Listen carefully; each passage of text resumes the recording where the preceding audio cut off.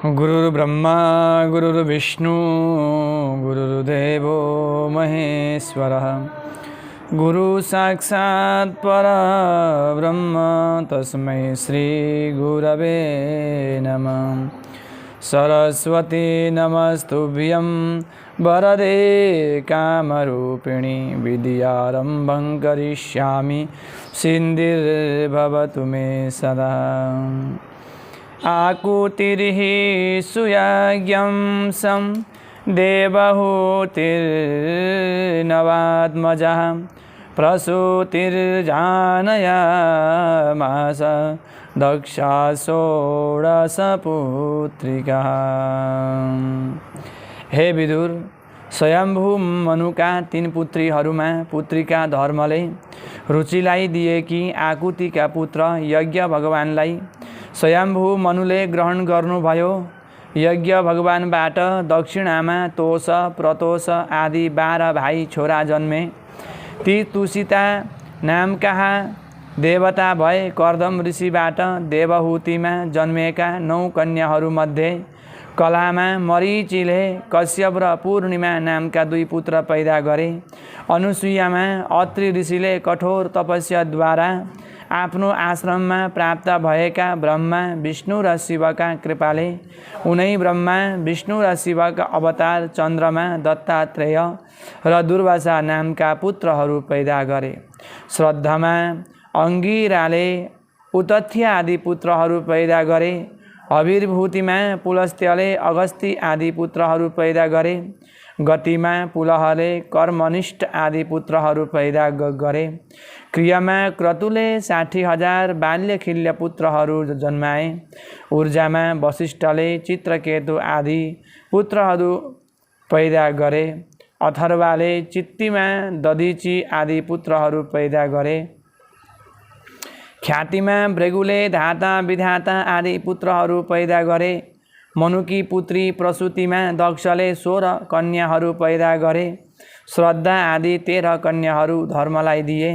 स्वाहा अग्निलाई दिए। स्वधा पितृहरूलाई दिएर सती शिवलाई दिए। शिवकी पत्नी सतीले कोपले अग्निमा देह त्याग गरिन्। कृष्णाय वासुदेवाय हरये परमात्मने प्रणतक्लेशनाशाय गोविन्दाय नमो नमः। मुखं करोति वाचालं पङ्गुं लङ्घयते गिरिं यत्कृपातमहं वन्दे परमानन्दमाधवम्। अनादर प्रकोपितो दक्षो शापत् सतीपतिं दक्षं प्रत्यशपन्नन्दी तस्माद् वैरमुद्वयो।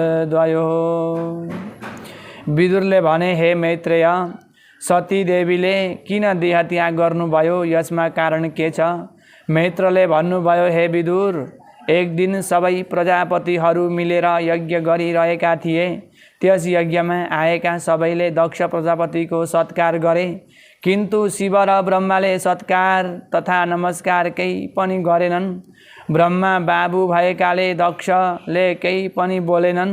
शिव ज्वाइँ भएकाले शिवलाई पुत्र समान सम्झी मेरा अगाडि यी शिव किन उठेनन् र नमस्कार सत्कार पनि गरेनन् भन्दै क्रोधले शिवलाई निन्दा गरे। यस्तो मर्यादा नभएको मसान घाटमा बस्ने भूत प्रेतको मालिक शिवलाई मेरो प्यारी पुत्री सती दिए भन्दै निन्दा गरेर देवताहरूका साथ यसले भाग नपाओस् भन्दै शाप दिए। शिवको निन्दा र शापद्वारा रिसाएका नन्दीले गृह धर्मको आसक्तिले ज्ञानहीन शिवद्रोही दक्ष बाख्राको मुख भएको होस्। दक्षको पछि लाग्ने भएका ब्राह्मणहरू पनि याचक भिक्षारी हुन् भनेर प्रतिशाप दिए। यज्ञका आचार्य भृगुले पनि शिव धर्म मान्ने प्राणीहरू पाखण्डी एवं जटा भस्म र अस्थि धारण गर्ने हुन् भनी शाप दिए। यस प्रकार यक्षद्वारा खिन्न मन भएका शिव सेवक गणहरूका साथ निस्केर जानुभयो। कृष्णाय वासुदेवाय हरये परमात्मने प्रणतक्लेशनाशाय गोविन्दाय नमो नमः। तृतीये तु सती दक्ष यज्ञोत्सवदिद्रे क्षयः गमिष्यन्ति महेशेन वारितानि ती कारणै। यस प्रकारले परस्परमा ज्वाइँ शिव र ससुरा दक्ष प्रजापतिको दौर मनुष्य भएपछि प्रजाको अधिपति भए भने घमण्डले युक्त भएका दक्ष प्रजापतिले वाजपेय यज्ञ गरेर बृहस्पति सब यज्ञ आरम्भ गरे। त्यस यज्ञमा सबै ब्रह्मर्षि देवर्षि पितृ र देवताहरू आएका थिए। ऋषले दक्षले सती देवी र शिवलाई निमन्त्रण पठाएका थिएनन्। निमन्त्रणा नपाएकी सती देवीले आफ्नो पिताको घरतर्फ जान लागिरहेका दिदी बहिनी आदि नारीहरूलाई देखेर भनिन्, हे नाथ, मेरा पिताको यज्ञको उत्सवमा जाने पतिका साथमा रहेका दिदी बहिनीहरूका विमानले आकाश पूर्ण देखिन्छ। मलाई पनि जान इच्छा गरिरहेकी मान्नुहोस्, मलाई पनि इच्छा भइरहेको छ। यस्तो भन्दै शिवसँग जाने आदेश माग्नुभयो। दक्षले भनेको वचन स्मरण गर्दै शिवले भन्नुभयो, हे देवी, निमन्त्रणा नपाएका नारीले पनि मातापिता र दाजुभाइका घरमा जान उचित हुन्छ।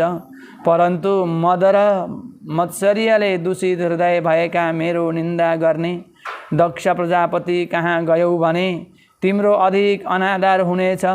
त्यस अनादरबाट तिमीलाई सन्ताप हुनेछ। मेरो वचन मानेर गएमा तिम्रो कल्याणमा देख्दिन म। आदरणीय व्यक्तिका निमित्त बन्धुबाट भएको तिरस्कार मरणका निमित्त हुन्छ। यस्तो गम्भीर बाणी भन्दै सती देवीलाई सम्झाउनु भयो। ओम कृष्णाय वासुदेवाय हरये परमात्मने प्रणतक्लेशनाशाय गोविन्दाय नमो नमः। चतुर्थे तु पतिं त्यक्त्वा गता पितरा तिरस्कृता सती विनिन्द्यं तं यज्ञे जहुदेवं समाधिना। मैत्रले भन्नुभयो, हे विदुर, आफ्ना बन्धुहरूलाई देख्ने इच्छाको हठले आफ्ना पति शिवको सल्लाह नमानेर सेवकहरूका साथ यज्ञ भूमिमा गएकी सतीलाई दक्षको डरले आमा र दिदी बहिनीहरूले बाहेक अरू कसैले पनि आदर सत्कार गरेनन्। यज्ञमा शिवको भाग नदेखेर कोपले जलेकी सतीले पिता दक्षलाई प्राप्त गरेर भनिन्, हे पिता, साधुहरूले गुणहरूलाई देख्दछन्, असाधुहरूले दोषहरूलाई मात्र देख्दछन्। दुष्टहरूले महापुरुषको निन्दा गर्नु कुनै आश्चर्य होइन, योगीहरू पनि ध्यान गर्दछन्। कृष्णाय वासुदेवाय हरये परमात्मने प्रणतक्लेशनाशाय गोविन्दाय नमो नमः। मुखं करोति वाचालं पङ्गुं लङ्घयते गिरिं यत्कृपातमहं वन्दे परमानन्दमाधवम्। गर्न योग्य भएका र देवताहरूले पनि मान योग्य भएका शिवलाई द्रोह गर्नुहुन्छ। शिवद्रोही तपाईबाट उत्पन्न भएको यो शरीरलाई त्याग गर्दछु। यस्तो आक्षेप गरेर पति शिवका दुई पाउको ध्यान गर्दै योग अभ्यासद्वारा उत्पन्न गरिएका अग्निद्वारा देह त्याग गरिन्। देह त्याग गर्ने भएकी सती देवीलाई कसैले पनि निषेध गरेनन्। सबैले धिक्कार छ भने सबैतिर हाहाकार मचियो। त्यसपछि शिवका पार्षदहरूले शस्त्रास्त्र उठाएर दक्ष प्रजापतिलाई मार्नका निमित्त दुगुरे। जब भृगु ऋषिले यज्ञमा विघ्न भएको देखे तब तिनले मन्त्र पढेर दक्षिणाग्निमा आहुति दिए। त्यसको प्रभावले यज्ञकुण्डमा रेबु नामका हजारौं देवता उत्पन्न भए। तिनले रुद्रका सेवकहरूलाई भगाए। कृष्णाय वासुदेवाय हरये परमात्मने प्रणतक्लेशनाशाय गोविन्दाय नमो नमः। मुखं करोति वाचालं पङ्गुं लङ्घयते गिरिं यत्कृपातमहं वन्दे परमानन्दमाधवम्। पंचमे तु सती देह त्यागं श्रुत्वा च शङ्कर वीरभद्रं समुत्पाद्य तेन दक्षममारयत। बोलिए बंसी वाले को जय।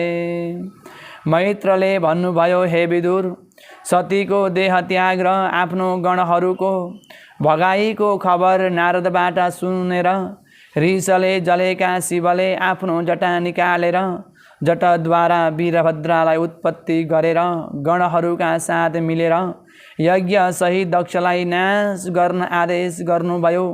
शिवको आज्ञा प्राप्त गरी गर्जना गर्ने भएका गणहरूका साथ वीरभद्र नाना किसिमका उत्पातहरूद्वारा शङ्काले आकुल भएको दक्षको यज्ञ भूमिमा प्राप्त भई यज्ञका सामग्री आदि सबै नाश गरेर देवताहरू र हवन गर्ने ब्राह्मणहरूलाई पनि भगाएर शिवको निन्दामा हाँस्ने भएका भृगु ऋषिका दारी जुङ्गा उखालेर आँखाले सूचना गर्ने भएका भगदेवताका आँखा निकालेर दाँत देखाउने भएका पूषा देवताका दाँत भाँचेर दक्षको शिर काटेर अग्निमा हवन गरी कैलाश फर्केर गए। भन्नुहोस् शिवशङ्कर भगवानको जय। षष्ठे देवगणे साकं गत्वा ब्रह्मा भवं खलु दक्षादि जीवनाद्यर्थं पार्थयमससादरम्। रुद्रगणद्वारा छिन्न भिन्न अङ्गका भएका देवताहरूले निवेदन गरेका ब्रह्मले भन्नुभयो, हे देवता हो, तेजस्वीको तिरस्कार कल्याणकारी हुँदैन। शिवको भागलाई लोभ गरेर अपराध गरेका तिमीहरू शीघ्र उनै शिवलाई प्रसन्न गर, शिवको रिस भयावह हुन्छ।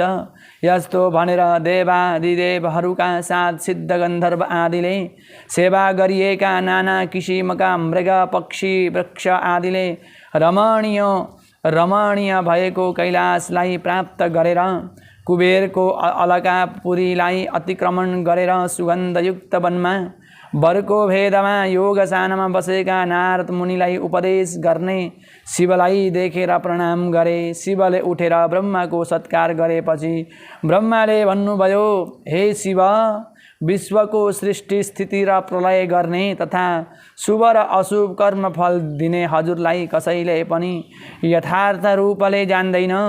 अपराध गरेका देवताहरूलाई अनुग्रह गर्नुहोस्, यज्ञको उद्धार गर्नुहोस्।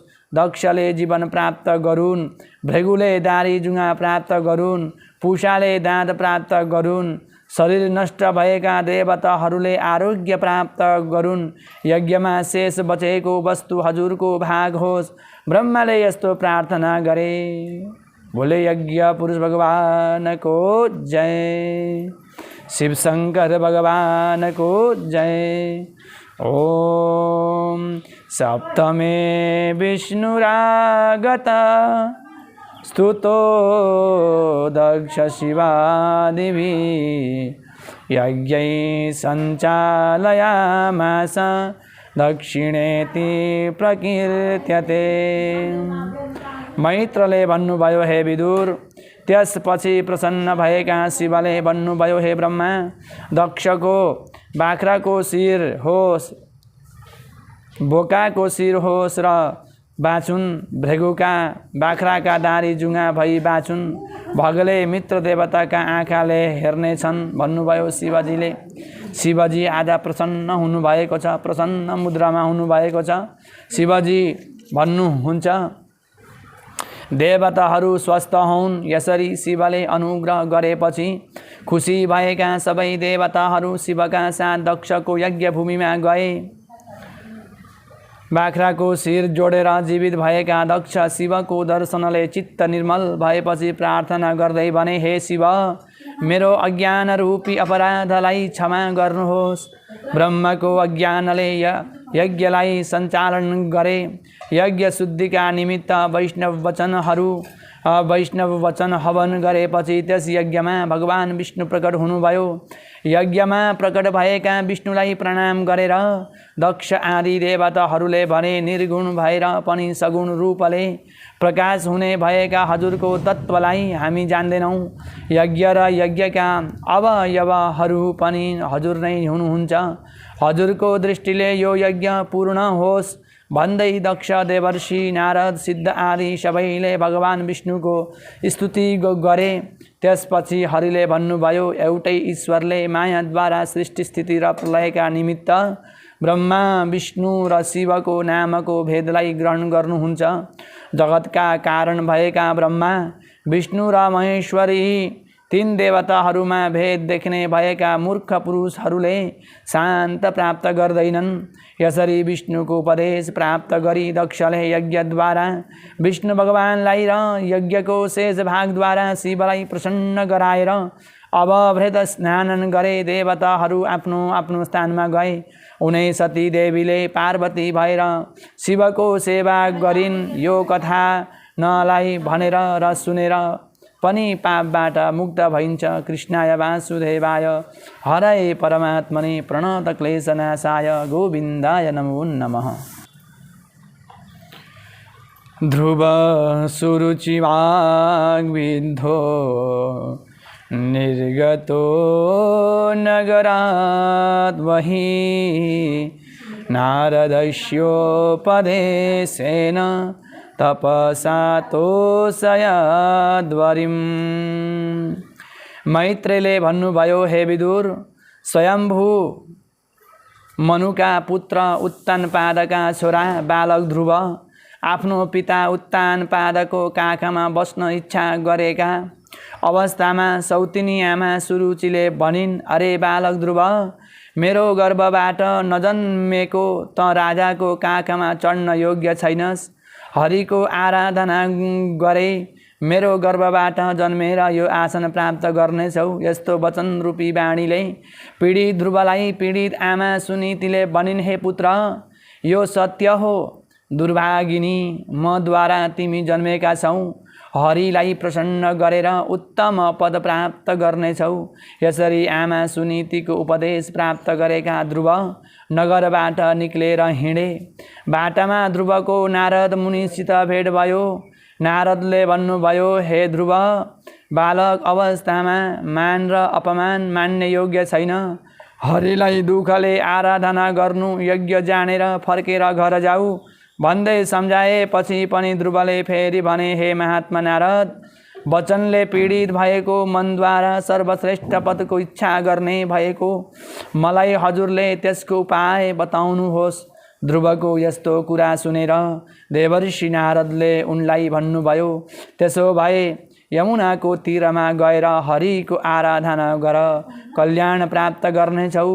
यसरी ध्रुवलाई उपदेश दिएर पुत्र ध्रुवको विरहले शोक गर्ने भएका उत्तानपादलाई प्राप्त गरेर नारदले भन्नुभयो, हे राजन, तिम्रा पुत्र ध्रुवले तपोबलद्वारा कीर्ति बढाउनेछन्। यसरी आश्वासन दिनुभयो। यमुनाको तीरमा बसेर ध्रुवले 5 महिनासम्म कठोर तपस्या गरे। 6औं महिनामा एक पाउले खडा भई पृथ्वीलाई कम्पायमान गराए। ध्रुवको तपस्याको तेजले प्राण रोकिएपछि डराएका देवताहरूलाई हरिले आश्वासन दिनुभयो। कृष्णाय वासुदेवाय हरये परमात्मने प्रणत क्लेशनाशाय गोविन्दाय नमो नमः। नवमे तु हरिं नुत्वा प्राप्य तस्माद्वरान् ध्रुव समागत्या करोद्राज्यं पितरा दत्तमितोच्यते। मैत्रले भन्नुभयो, हे विदुर, भगवान विष्णुलाई नमस्कार गरेर देवताहरू स्वर्गमा गएपछि विष्णु गरुडमा चढेर सेवक ध्रुवलाई देख्ने इच्छाले मधुवन जानुभयो र ध्यानमग्न ध्रुवलाई देख्नुभयो। ध्रुवले पनि दुवै आँखाले हेर्दै भगवान विष्णुलाई साष्टाङ्ग दण्डवत गरे। विष्णु भगवानले ब्रह्ममय शङ्खले ध्रुवका गालामा स्पर्श गर्नुभयो। यसरी ध्रुवले मनमा भगवान श्री विष्णुको झाँकीको दर्शन गरिरहेका थिए। कृष्णाय वासुदेवाय हरये परमात्मने प्रणत क्लेशनाशाय गोविन्दाय नमो नमः। ध्यान गरिरहेका विष्णुलाई अगाडि प्रत्यक्ष गरेर भने, हे भगवान, मेरो सुतेको वाणी र इन्द्रियहरूलाई जीवित गर्ने भएका सबै अन्तर्यामी हजुरको शरीरमा प्राप्त भएको छु। हजुरका अभक्तहरू र सकाम उपासकहरू मूर्ख हुन्। जगत स्वरूपी हजुरको रूपलाई जान्दछु। निरन्तर बद्ध र मुक्त हजुरको शरणलाई प्राप्त गर्दछु भन्दै स्तुति गरे। भगवानले ध्रुवलाई भन्नुभयो, चिरकालसम्म पिताबाट प्राप्त भएको राज्यलाई भोग गरेर ग्रह नक्षत्रका माझमा रहेको ध्रुवपद प्राप्त गर्नेछौ। यस्तो वरदान दिएर भगवान विष्णु अन्तर्ध्यान हुनुभयो। त्यसपछि ध्रुवले भने, अहो सौतिनी आमाको वचनरूपी बाणले पीडित भई जडबुद्धि भएको मैले विष्णु भगवानलाई प्राप्त गरेर पनि मोक्ष मागिन। यसरी पश्चाताप गर्दै ध्रुव नगरमा गए। महापदलाई सिद्ध गरेर आइरहेका ध्रुवलाई उत्तनपाद राजा र रानीले नगरवासी प्रजा र मन्त्रीहरूका साथ उत्सवपूर्वक नगरमा ल्याएर राज्य शासनमा स्थापना गरी आफू तपस्या गर्न वनमा गए। ओम कृष्णाय वासुदेवाय हरये परमात्मने प्रणतक्लेशनाशाय गोविन्दाय नमो नमः। कृष्णाय वासुदेवाय हरये परमात्मने प्रणतक्लेशनाशाय गोविन्दाय नमो नमः। दश मे भातृहन्त्रेणां यक्षाणां कृतवान् वधम् एवं ध्रुवोलकं गत्वा दर्शयित्वा पराक्रमम्।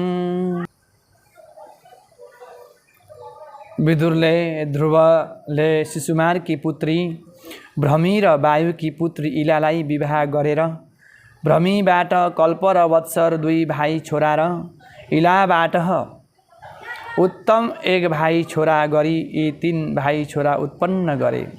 शिकार खेल्न वनमा गएकोमा भाइ उत्तमलाई कुनै यक्षले मारेको सुनेर ध्रुव रिसाई अलगपुरी गएर यक्षगणहरूका साथ भयङ्कर युद्ध गर्दै वीर शत्रुहरूले प्रयोग गरिएका अस्त्रहरूलाई आफ्नो अस्त्रहरूद्वाराबाट हटाएर पराक्रमको बलले धेरै यक्षहरूलाई मारेर शेष बचेकाहरूलाई भगाए। भागेर गएका यक्षहरूले ध्रुवको नाशका निमित्त अदृश्य रूपले मायाद्वारा सृष्टि गरिएका भयङ्कर उत्पातहरूलाई देखेर मुनिहरूले ध्रुवको कल्याणका निमित्त भगवान विष्णुलाई प्रार्थना गरे। एकादशे तु यक्षाणां नाशं दृष्ट्वा मनुष्यं तत्र गत्य ध्रुवं सम्यगुपदेशैरबोधयत्। मैत्रले भन्नुभयो, हे विदुर, ध्रुवले नारायण निर्मित अस्त्रद्वारा शत्रुका मायाहरूलाई नाश गरेर शस्त्रास्त्रहरूद्वारा यक्षहरूको नाश गर्ने भएका ध्रुवलाई भेटेर मनुले भन्नुभयो, हे बाबु ध्रुव, अज्ञानद्वारा भएको क्रोध पर्याप्त भयो। एकजनाको अपराधले अपराधहीन धेरै जनाहरूलाई मारियौ। देवयोनिमा जन्मेका यक्षगणहरूको वध गर्नु तिम्रो कुलका लागि उचित छैन। हरिलाई प्रसन्न गरेर ठुलो पद प्राप्त गरेका तिम्रा निमित्त यस्तो निन्दनीय कर्म गर्न योग्य छैन। क्षमा, दया र मैत्रीहरूद्वारा नै भगवान हरि प्रसन्न हुनुहुन्छ। काल, कर्म, स्वभाव, दैव आदि स्वरूपी ईश्वर नै जगतको सृष्टि, स्थिति र प्रलय गर्नुहुन्छ। तिम्रा भाइ उत्तमलाई मार्ने यक्षगण होइनन्, मृत्यु र जन्मका कारण परमेश्वर नै हुन्। अकल्याणकारी क्रोधलाई रोकेर यक्षगणको वधबाट तिरस्कृत भएका यक्षका राजा कुबेरलाई प्रसन्न गराउँ भन्दै ध्रुवलाई सम्झाएर मनु महाराज जानुभयो। कृष्णाय वासुदेवाय हरये परमात्मने प्रणतक्लेशनाशाय गोविन्दाय नमो नमः। द्वादशे तु कुबेरेण नन्दितो नन्दित परमागत यज्ञैरिष्टा वा हरेस्तान मारुरोह परम पदम्। मैत्रले भन्नुभयो, हे विदुर, त्यसपछि ध्रुव युद्धबाट हटेपछि कुबेर त्यहाँ आए र भने, हे क्षत्रिय कुमार, मनु महाराजको आज्ञाले तिमी शान्त भएपछि म प्रसन्न भएको छु। कालले नै सबै प्राणीको जन्म र मृत्यु गर्दछ, न तिमी गर्न सक्छौ न यक्षहरू गर्न सक्छन्।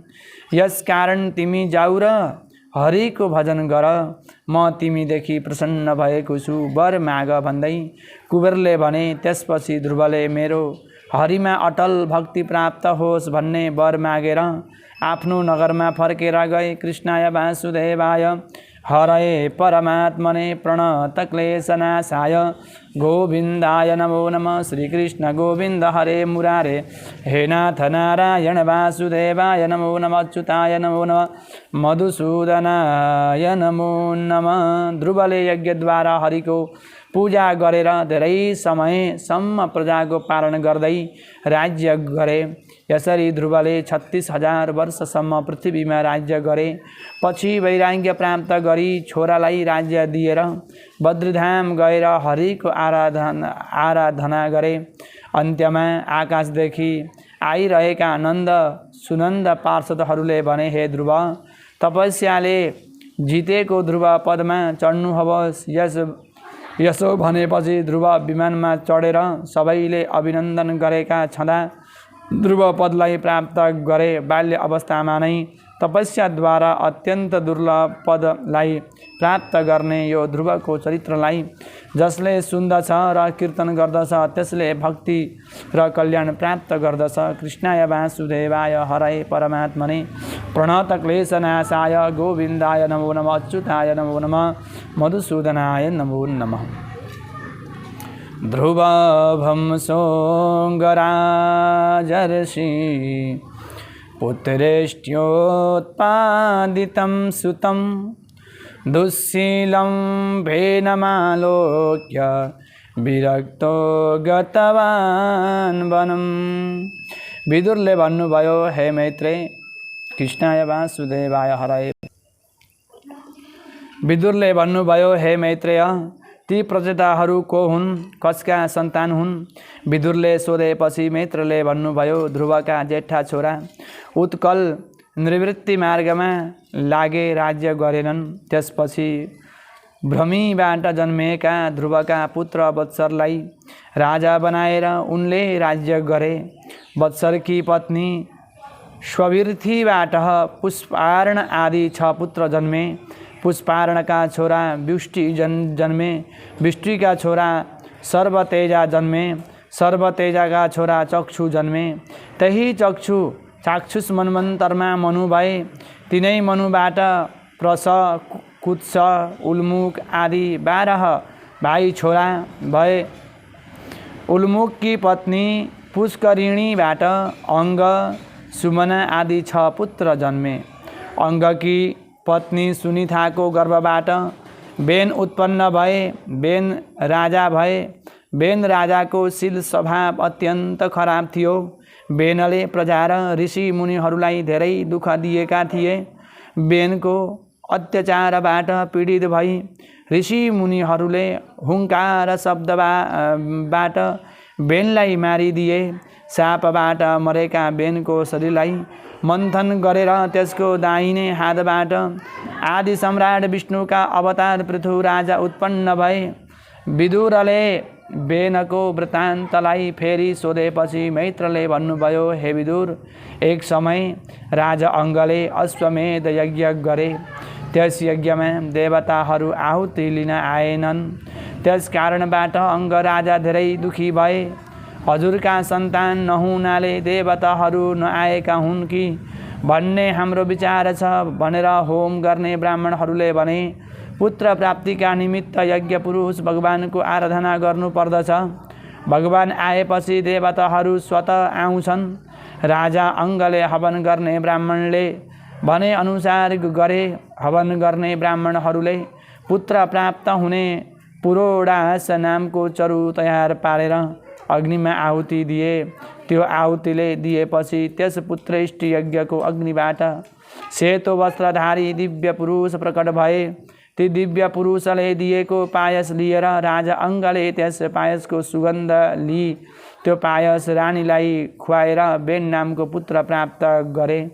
दुष्ट स्वभाव भएको बेनले निरपराध बालकहरूलाई मार्दथ्यो, उपदेश सुन्दै नथियो। कुपुत्रले सर्वनाश गर्दछ। कुपुत्रबाट विरक्त भएका अङ्ग राजा राज्य त्याग गरी घरबाट निक्लेर वनमा गए। भन्नुहोस् राधे राधे। चतुर्दशे तु बेनस्य भयादङ्गे वनं गते अभिषिक्तस्य बेनस्य ब्रह्मणैर्वदकीर्तये। मैत्रले भन्नुभयो, हे विदुर, ब्रह्मवादी भृगु आदि मुनिहरू बेनकी आमा सुनिथालाई बोलाएर बेनको राज्य अभिषेक गरे। त्यसपछि राज्यमा अभिषिक्त भएको बेन स्वभावले नै दुष्ट एवं राज्यको मदले अन्धो र अति क्रूर थियो। बेनले भन्यो, मेरो राज्यमा कसैले यज्ञभाग पूजा आदि नगर्नु, होम नगर्नु, दान नगर्नु भनेर करनाल बजाएको शब्दद्वारा धर्मलाई हटायो। त्यस प्रकारको अनम्र बेनलाई देखेर मुनिहरूले भने, अराजकताको डरले राज्यमा अभिषिक्त भएको यो राजा बेनले भय पैदा गर्दै प्रजाहरूलाई मार्न चाहन्छ भन्दै चिन्तामग्न भएका मुनिहरूले भने, हे राजन। मुनिहरूले आएर बेनलाई सम्झाउँछन्, हे राजन, मानिसहरूको कल्याण गर्दछ, धर्मको नाशले ईश्वरबाट पतन गराउँदछ, प्रजाको रक्षा गर्नु राजाको परम धर्म हो। हे राजन, यज्ञादि कर्महरूलाई सञ्चालन गर भन्दै धेरै प्रकारले उपदेश गरे। तथापि उद्धत स्वभावलाई त्याग नगर्ने भएको बेनले भन्यो, म नै सम्पूर्ण देवस्वरूपी राजा हुँ, मलाई नै पूजा गर, मदेखि भिन्न अरू कुनै ईश्वर छैन। यस्तो वचन भन्दै गर्जना गर्ने भएको बेनलाई मुनिहरूले क्रोधयुक्त हुङ्कार शब्दद्वारा मारे।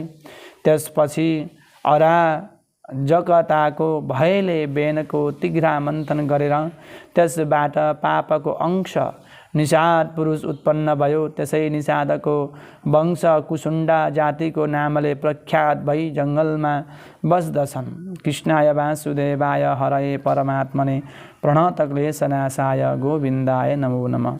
पञ्चदशे च ब्रह्मार्ण मन्थनाद्वेनस्तदा उत्पन्नस्य पृथुर्जात मभिषेकारहणादिकम्।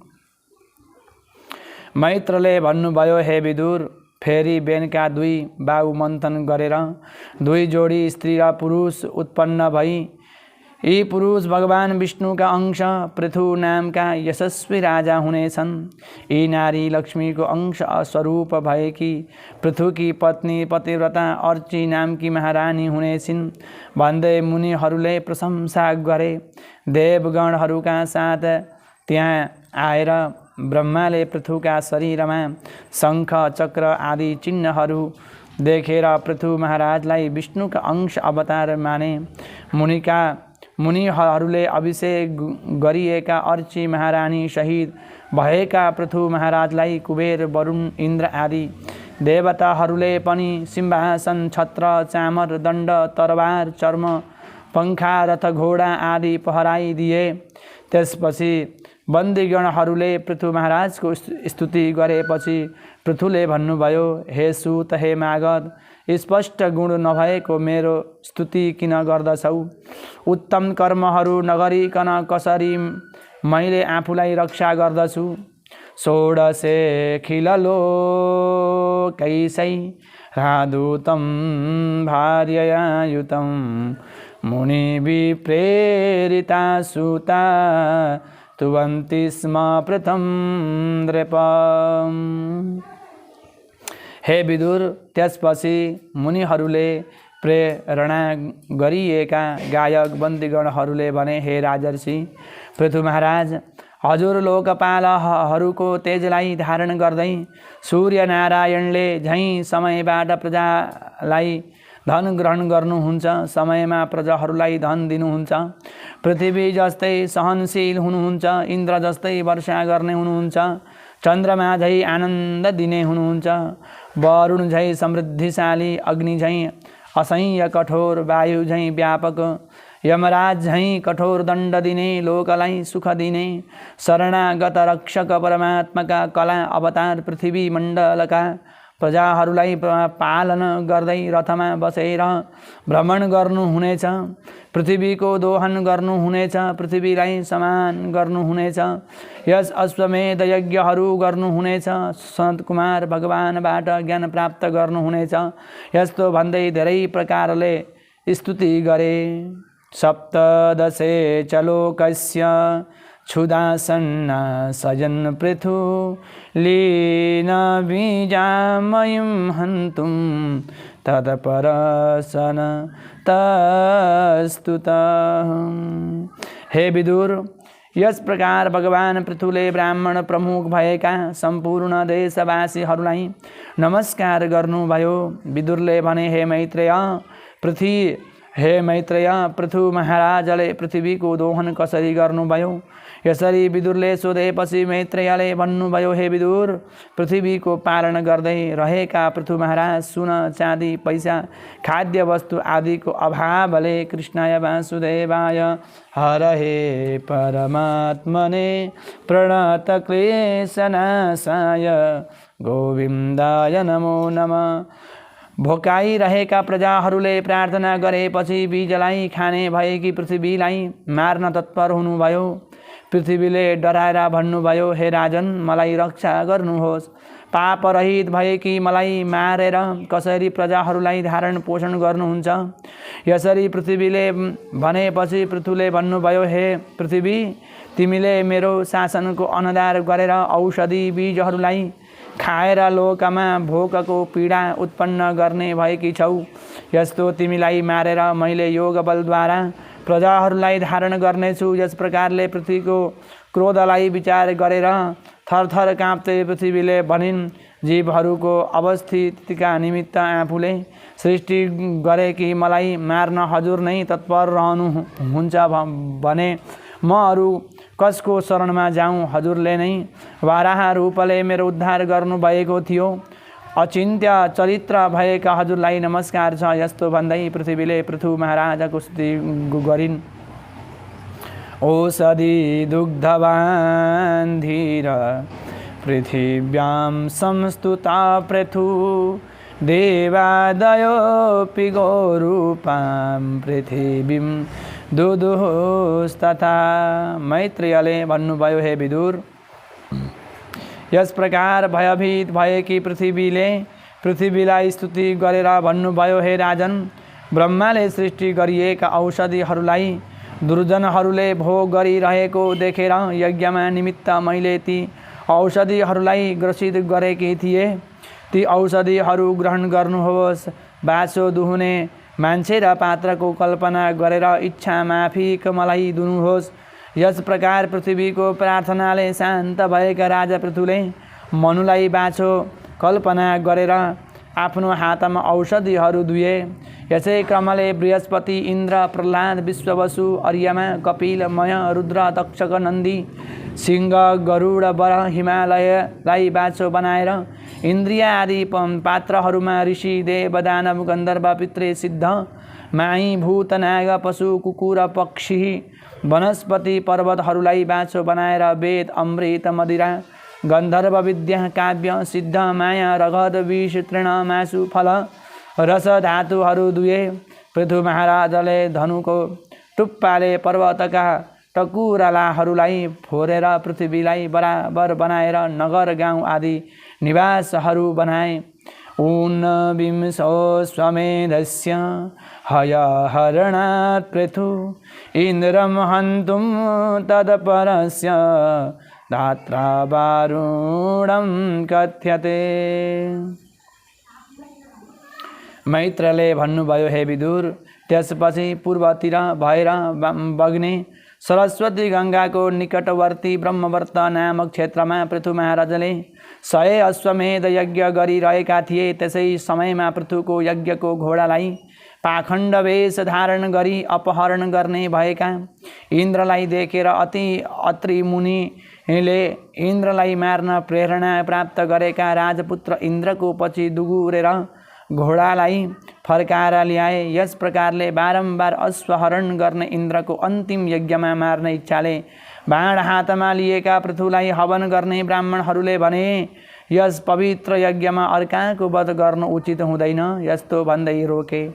पुनः यज्ञको नाश गर्ने भएका इन्द्रलाई अग्निमा हवन गर्न तत्पर भएका ब्राह्मणहरूलाई प्राप्त गरेर ब्रह्माले निषेध गर्नुभयो।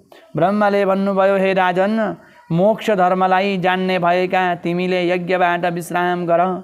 उन्यासय मात्र यज्ञहरू हौन्। भगवान हरिका अंश अवतार तिमी इन्द्रसँग नरिसाऊ भन्ने ब्रह्मको उपदेश प्राप्त गरेपछि पृथु महाराजले यज्ञबाट विश्राम लिएर इन्द्र महाराजका साथ मित्रता गरे। कृष्णाय वासुदेवाय हरये परमात्मने प्रणत क्लेशनाशाय गोविन्दाय नमो नमः।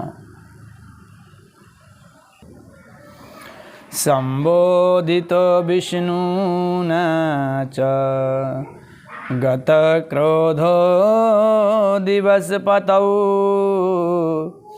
विष्णु प्रीत्या वरं दित्सोर् बब्रे भक्तिं स्थिरां पृथु।